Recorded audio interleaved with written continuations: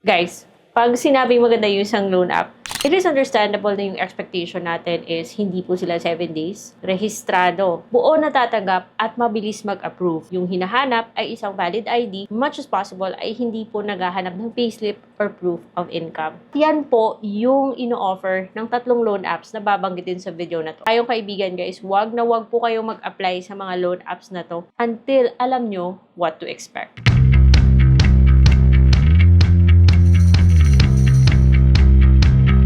Welcome back to my channel. It's Ate Red here, yung original na utang queen. So for today's video, tatlong loan apps po yung uusapan natin. Mabilis mag-approve. Isang ID lang yung hinahanap. Pwedeng up to 25, 30,000 pesos. May isa nga, up to 100,000 pesos pa. Buo mo matatanggap. Pero guys, kilalanin mo muna yung loan app na to bago nyo sila subukan. Kasi baka maging problema lang sila. And I will explain why later. Bago ang lahat guys, kung hindi pa kayo subscribe, please consider subscribing to my channel because dito pinag-uusapan natin yung iba't ibang mga loan apps. Yung tatlong loan apps na buo nga silang matatanggap, rehistrado, pero dapat pinag-iisipan. Loan app number 1, and that is Peso Loan, guys. Itong si Peso Loan, under po siya kay Masaganang Buhay Financing Corporation. According sa mga ads niya, ay pwede siyang magpahiram ng up to 100,000 pesos. Buo po siyang matatanggap. Hindi lang 7 days. At least 30 days, guys. At may terms po siyang ino-offer. Nasa 3 or 4. Kaso, say for example, yung last na na-approve sa akin, which is 5,000. After 4 payments,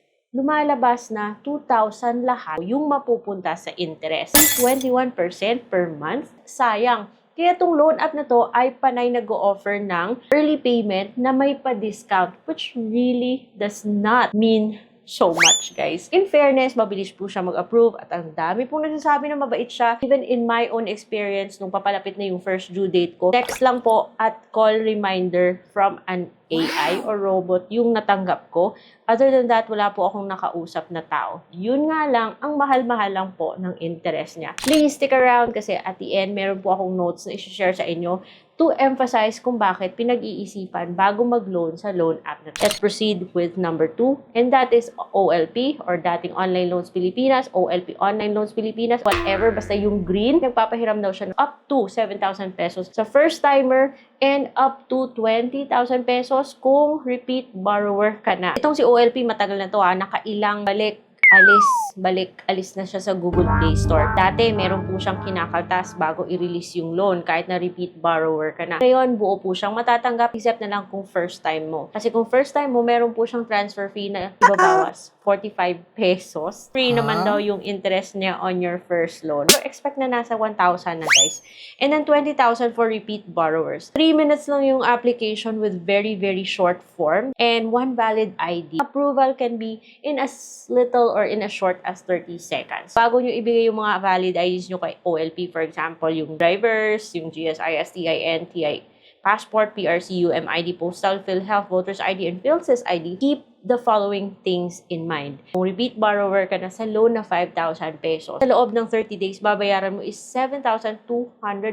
Medyo mataas siya compared sa ino-offer ni Peso Loan kanina. Pwede mo tong pababain. And that is by going to the menu, punta ka ng additional services, at pwede mong ipatanggal si electronic doctor. Pero may pa-warning siya guys, na disbursement could take up to 7 days, kaya may iba na medyo natatagalan bago matanggap. Pero usually naman sa experience ko, kaagad mo naman siya natatanggap. Bakit pahirapan pa yung pagpapababa ng fees? Bakit hindi na lang nila alisin to? Tatanggalin mo yung electronic doctor na yan. Yung 5,000, ibabalik mo 6,500 sa loob ng 30 days. But that's still high kasi that's still more than 15%. Meron pa rin siya kasing dinagdag na loan doctor. Itong loan doctor, medyo mahirap to ipatanggal kasi kailangan mo pang mag-chat sa kanila na kung sakali ma-approve man at matanggal man yung loan doctor na to, 700 something na lang yung babayaran mong interest. Ahirapan. At ang kulit niya, pagpapalapit na yung due date, kaya hindi ko po recommended do si OLP kahit na SEC registered siya at buo siyang natatanggap. Guys, nasa inyo po yan bago nyo po utangan to. Because remember, kung hindi mo mabayaran yung loan mo ng buo, may 28% na prolongation fee sa outstanding. 0.5% per day pa until the principal is fully paid and may late fee pa na 5% per month. Mabigat yan sa bulsa guys Minsan nag-o-offer po siya ng installment kunyari up to 6 months. Sasabihin niyang lower interest, sasabihin niya lower fees. Text siya kasi kung matagal-tagal ka nang hindi naglo-loan dito, magte-text yun, mag-o-offer yun ng installment. Nasa 15% per month, sobra-sobra. So, kung mag-i-installment ka dito kay OLP, parang magiging doble yung babayaran mo pagkatapos ng loan term mo. So, dapat pag-isipan mo to ng mabuti kasi kung hindi ka makabayad, naku, lagot talaga guys. And I'll tell you why later. Now, let's proceed to our third loan app. Ito naman ay si Peso Ready na akala natin is si OLP lang na nagpalit ng kulay. But ito namang si Peso Ready is may separate po siyang registration dun sa SEC. So, ayan, rehistrado ha. Yung nire-require niyang mga ID, ito, is parang parehas din dun sa kay OLP. 8,000 pesos with 0% for new and 30,000 for repeat. Mas mataas yata yung offer daw niya. Pero depende pa rin yan sa system, guys. Kahit na magsasabi siyang 0% on your first loan, pero may ibabawas, tulad ni OLP, may ibabawas po siya na transfer fee sa first loan. So, 45. So, hindi siya parang totoong 0%. Pero kung repeat borrower ka na, hindi nga siya kakaltas, pero papatayin ka naman niya sa paghihintay. At sa interest. Pagpapalit nyo ba yung peace of mind nyo sa fast and convenient? Kita nyo may offer siya sa akin 4,000. Bumaba kasi hindi ko na siya ginagamit. Now, meron siyang plus na disbursement now or regular na aabuti ng 7 days bago ma-disburse yung loan nyo. So, kung dun kayo sa regular, okay, wala pong loan guarantee, walang electronic doctor, kaya parang bababa yung babayaran mong interest. Pero maghihintay ka ng 7 days bago mo yan matanggap. Now, makulit din siya pagpapalapit na yung due date. So, it's not really worth the headache. Pag tinanggal or dun mo ka sa regular na offer, mababa siya guys, naging 1,000. Ano ba yan? Pero kung dun ka naman sa may plus na yan, at disburse agad, pwede akong umutang ng higher amount na pag-click mo ng get money, lalabas po yung breakdown ng kanyang fees.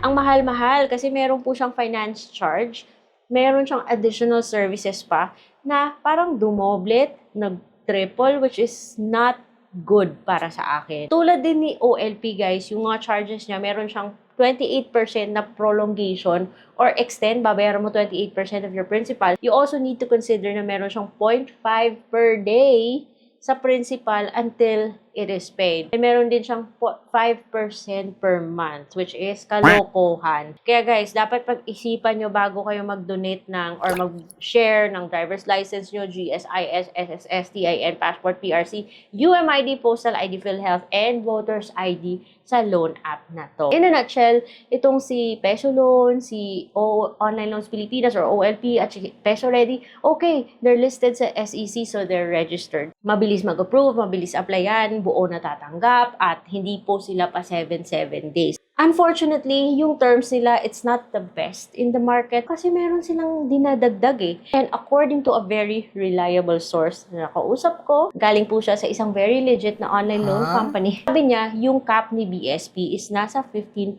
lang per month. Dapat kasama na doon sa 15% yung mga additional pa nilang charges. Hindi na po dapat susobra ng 15% pag pinagsama yung interest tsaka yung mga additional fees. Lumalabas dito sa kay Peso Ready tsaka kay OLP dahil may mga pa-loan doctor pa siya, para insurance pa siya, parang nagdadagdag siya ng additional 15%. Pwede mo ngang tanggalin pero medyo inconvenient naman. Isa pa tong si Peso Loan kasi parang tumaas pa yung interest niya nang dahil sa pa-terms niyang offer. Nakakalusot eh, which is not good. Tatlong to ha, si Peso Ready, si Peso Loan, tsaka si OLP, they are listed or kasama po sila dun sa mga submitting entities sa CIC or Credit Information Corporation. It's a government body that collects our information as borrowers. Si CIC hindi po yan nakikipag-ugnayan sa mga borrowers, pero dun po siya nakikipag-ugnayan sa mga companies na listed as submitting entities. Kapag hindi tayo makabayad sa mga loan apps na to, lalabas po yan sa ating credit history. Yung mga records na yan, makikita po to ng ibang mga lending companies.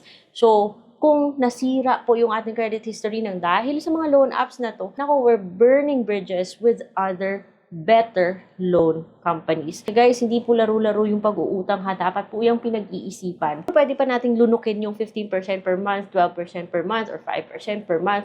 Pero sobra-sobra na yung more than 15% per month. Hindi na to makatarungan. Pero nasa inyo po yan because at the end of the day, dito ay gabay lamang. Pero desisyon nyo yan kung uutang kayo. Pero dapat alam nyo kung anong meron bago kayo mapasubo. So I hope you learned something from this video and I will see you on my next vlog.